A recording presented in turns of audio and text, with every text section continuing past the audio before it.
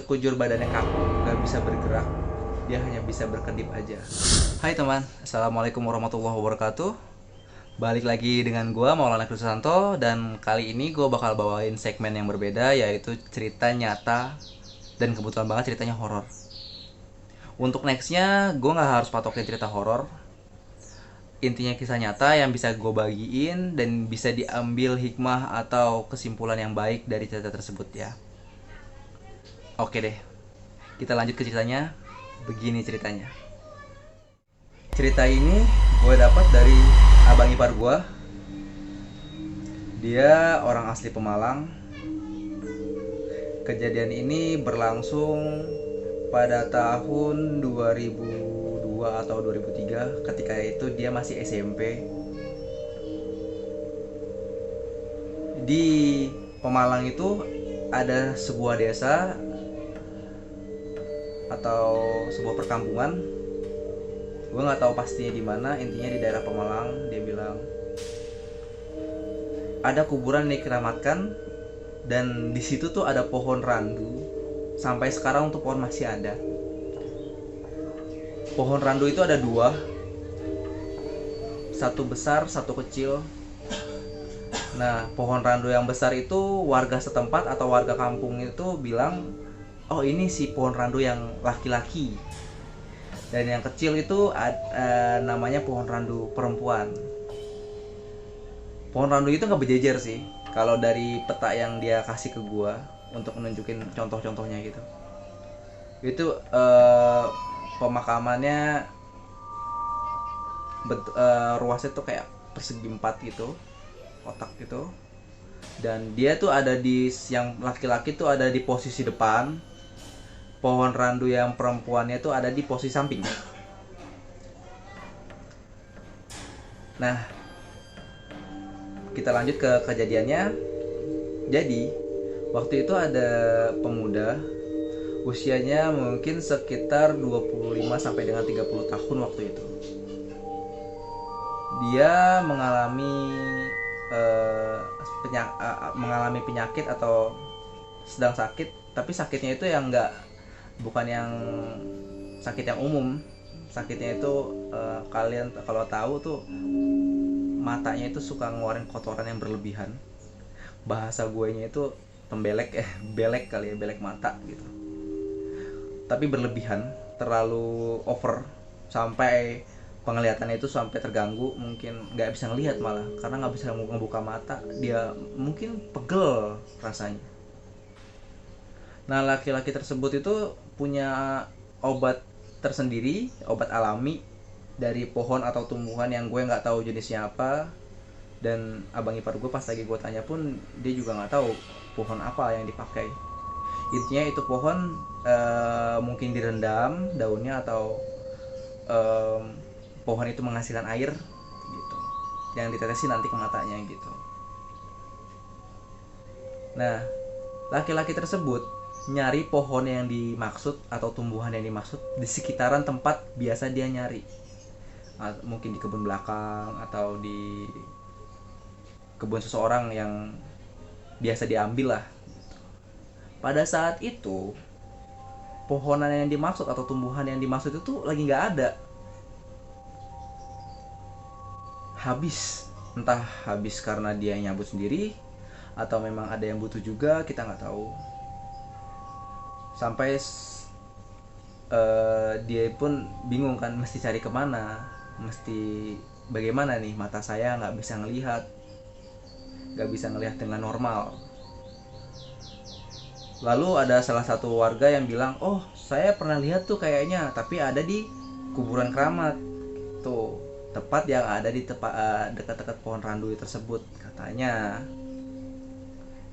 Waktu mendengar itu, laki-laki tersebut tuh sempat mikir, saya kesana atau enggak gitu.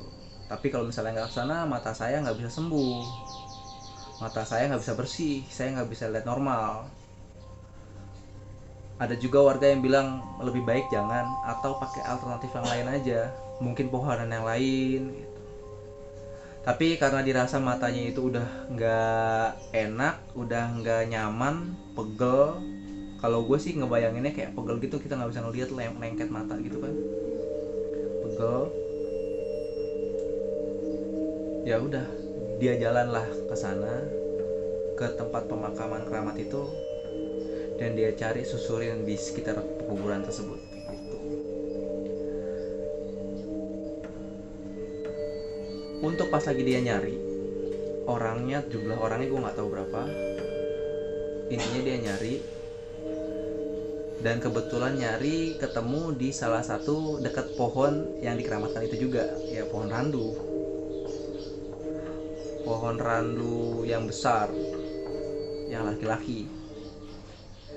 Dia melihat tumbuhan tersebut, nggak pakai pikir lama, dia ambil pohonan atau tumbuhan tersebut, ditetesinlah ke matanya. Pada saat dia netesin ke matanya, yang terjadi adalah hal yang mengejutkan, yaitu dia nggak bisa berbicara, sekujur badannya kaku, nggak bisa bergerak, dia hanya bisa berkedip aja. Kejadian itu berlangsungnya mungkin nggak terlalu lama, intinya nggak sampai berhari-hari. Cuma dia ada yang bawa dia dan berhasil minta tolong, dan gue nggak tahu gimana caranya. Mungkin orang-orang lalu lalang yang melihat dia cuma bisa seperti itu, langsung nolongin dia. Dan penyembuhannya itu pun dilakukan di tempat yang berbeda, yaitu dibawa ke daerah Cirebon. Gue nggak tahu tepatnya di mana, intinya dibawa ke daerah Cirebon, dan alhamdulillahnya selamat, bisa kembali normal. Dan untuk cerita kedua masih berkaitan dengan pohon randu tersebut. Jadi ada bapak-bapak yang usianya mungkin sekitar 45-50 tahun. Kegiatannya itu mencari pakan hewan setiap hari. Pada saat dia mencari makan, itu dia lupa bawa pengikat atau bawa tali. Kalau di zaman-zaman tahun 2002-2003 kan mungkin udah ada tali, tapi biasanya kalau misalnya gua di kampung itu sering banget ngelihat orang-orang yang ngarit ilalang atau cari pakan hewan itu ngikatnya cuma pakai inian bambu. Jadi bambu ditipisin gitu, diikat-ikat gitu. Gue pernah lihat seperti itu sih. Mungkin waktu itu bapak-bapak tersebut sudah mencari pohonan atau ilalang di daerah itu, lalu dia lupa bawa pengikatnya. Entah kenapa dia punya ide untuk ambil ranting dari pohon randu yang jelas-jelas dikeramatkan. Kalau cerita dari abang ipar gue tuh, pohon randu tersebut tuh kayak punya kayak akar-akar mirip kayak pohon beringin gitu. Ditarik sama dia, dijadiin bahan ikat. Setelah itu dia bawa pulang, setelah dia mengikat rumput yang sudah dicari untuk pakan hewan, dia bawa pulang. Sampai di rumah masih seperti biasa, dia enjoy aja, fun aja, dia ngasih makan hewan, dia berkegiatan seperti biasa, sampai dia pengen buang air kecil. Ketika dia mau buang air kecil, dia kaget. Bagaimana nggak kaget? Dia lihat bagian vitalnya itu masuk ke dalam. Jadi bapak-bapak itu kan, ya kalau kita kan laki-laki kan mau pipis gitu, mau buang air kecil itu kan pasti pegang kan. Dia lihat alat vitalnya dia itu masuk ke dalam, yang at least tinggal ya Dragon Ball-nya aja yang kelihatan, batangannya itu masuk ke dalam.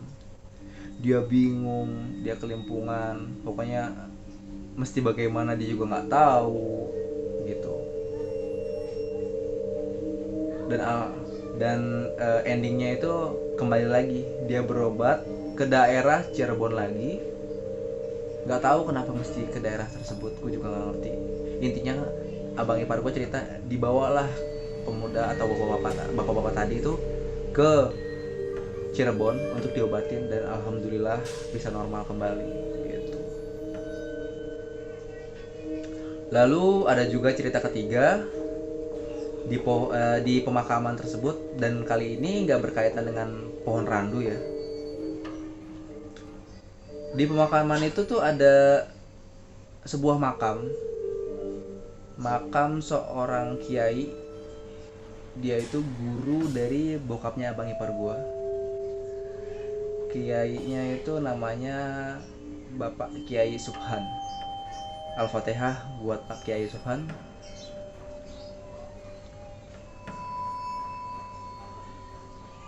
Jadi makam tersebut itu juga sama ya, karena orang-orang dulu kan sering banget ya kalau misalnya memang orang itu punya efek khusus atau nilai khusus di mata masyarakat, sampai makamnya pun pasti dianggap keramat gitu kan. Jadi suatu hari ada orang yang mau menebang pohon di dekat makam si Bapak Kiai itu. Dia tebang pohonnya menggunakan gergaji mesin, dia naik ke atas. Lalu ranting pohonnya itu entah sengaja dijatuhkan atau memang jatuhnya pas banget ke makam Pak Kiai itu.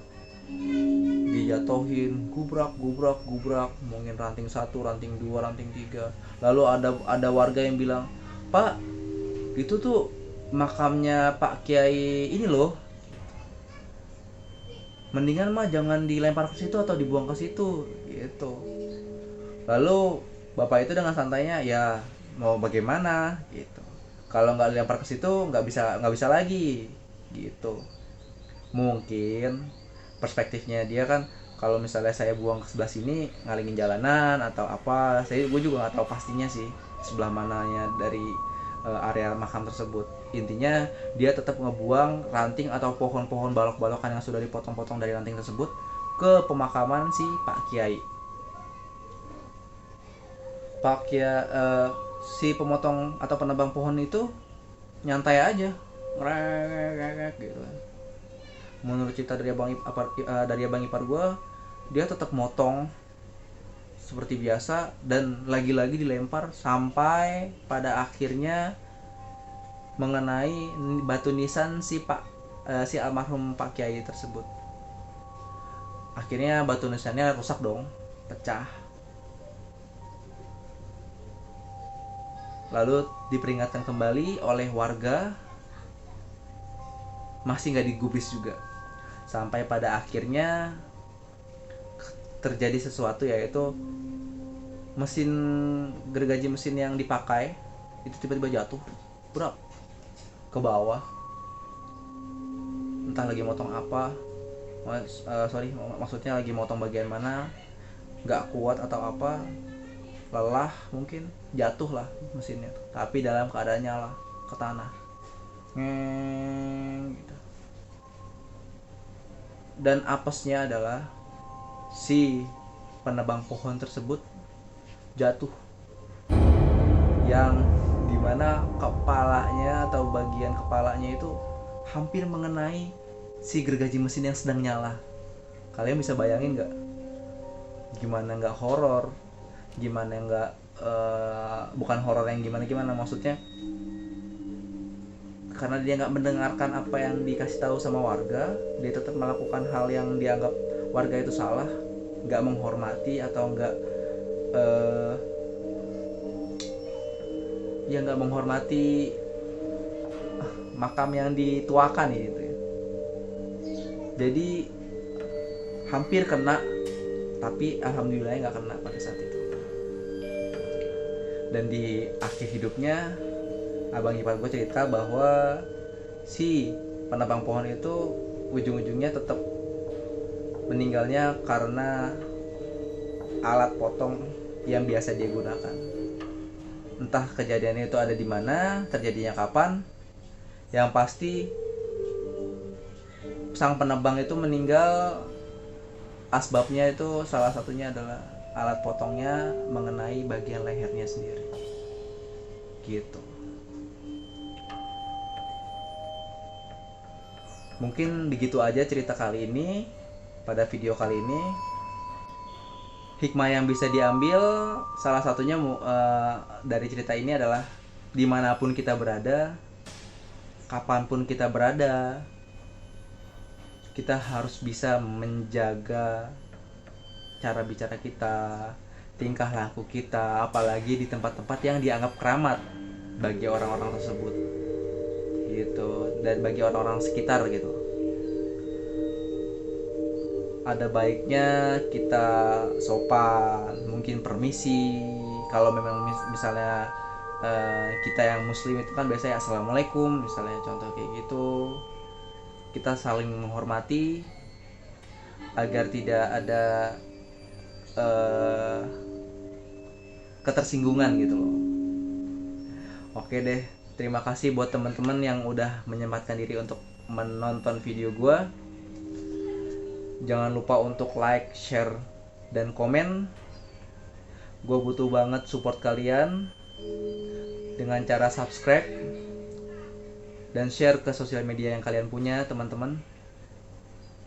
Mohon maaf untuk editan videonya, gue masih standar karena memang jujur aja gue nggak jago untuk ngedit video gitu. Oke deh, sehat-sehat terus buat kalian semua. Akhir kata, wassalamualaikum warahmatullahi wabarakatuh. Gue Maulana Krisanto. Bye.